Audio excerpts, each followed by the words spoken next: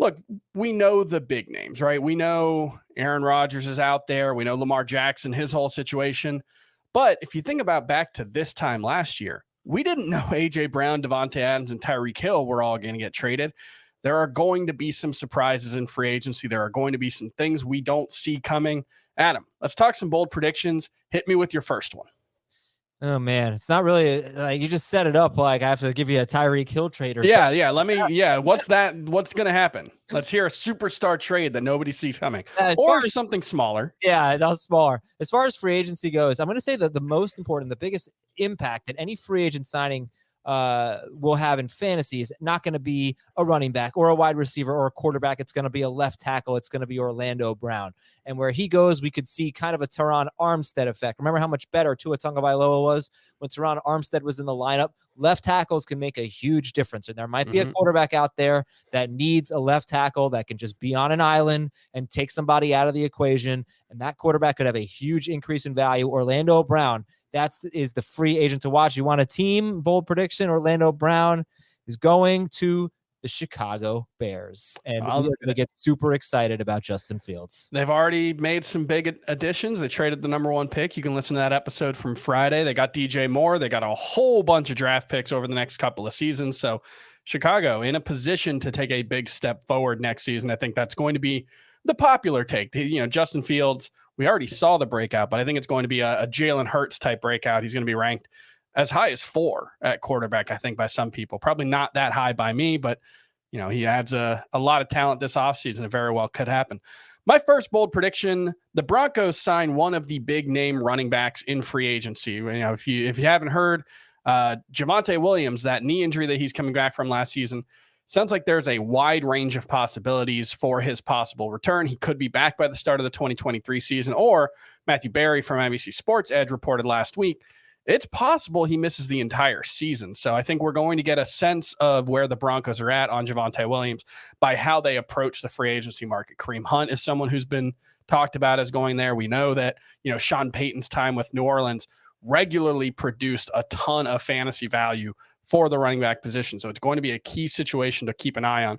Whether it's Javonte Williams, whether it's Kareem Hunt, whether it's someone like Miles Sanders, that's what we're going to see in the next couple of weeks. Adam, let's get another bold prediction. I'm going to take Jacoby Myers. I'm going to put him on the Green Bay Packers. They will make an Aaron Rodgers trade maybe before everybody hears this. We're recording on Sunday night. Rodgers will be gone, and they're gonna finally give their quarterback a wide receiver in free agency. It's gonna be for Jordan Love, and they'll sign Jacoby Myers, and it won't really change anything for me. I won't really be that interested in Myers. I'll still be super interested in Christian Watson. I'm not really a huge Jacoby Myers fan. I think he's solid. He'll make Jordan Love a little bit better, but Christian Watson will really be the guy, the engine there in the passing game.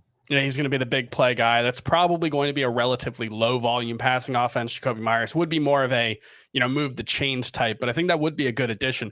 I'm going to go with another wide receiver bold prediction. Mecole Hardman gets the biggest contract of any wide receiver in free agency. It feels a little bit like Christian Kirk a year ago. And I'll be honest, when Christian Kirk signed that $72 million deal with the Jacksonville Jaguars, I did what everybody else on fantasy football Twitter did. I made jokes. I laughed about it. What are the Jaguars doing giving this kind of money to a player like Christian Watson? Well, turns out he was a really, really good signing. He helped Trevor Lawrence take another step.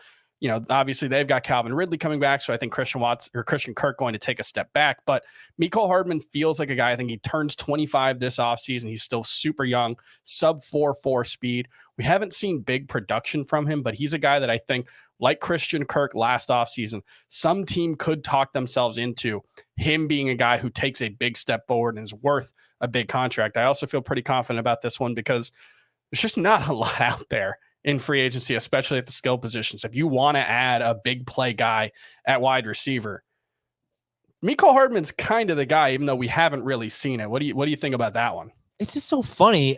I think Jacoby Myers is going to get the biggest contract, but look, it could be Hardman. It's a good bold prediction. But Mecole Hardman and Juju Smith-Schuster were on the same team last year. Why wouldn't you? And it's not like Juju's old. He's 26? Yeah. He's not a big play receiver, right? He's more of, I don't know if he's a slot guy, but he's more of a possession, move the chains guy, like you said, can play inside, can play outside.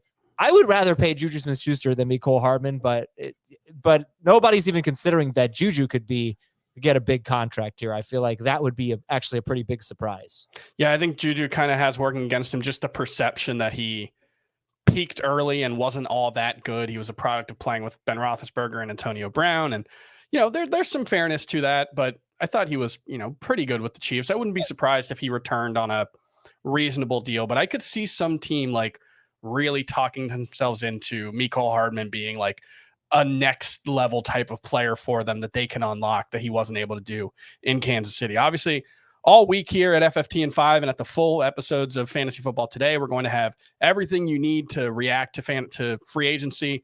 That's going to do it for this episode. We'll have coverage of all that big free agency news. Make sure you subscribe, leave us a 5-star rating wherever you get your podcasts, and we'll see you tomorrow.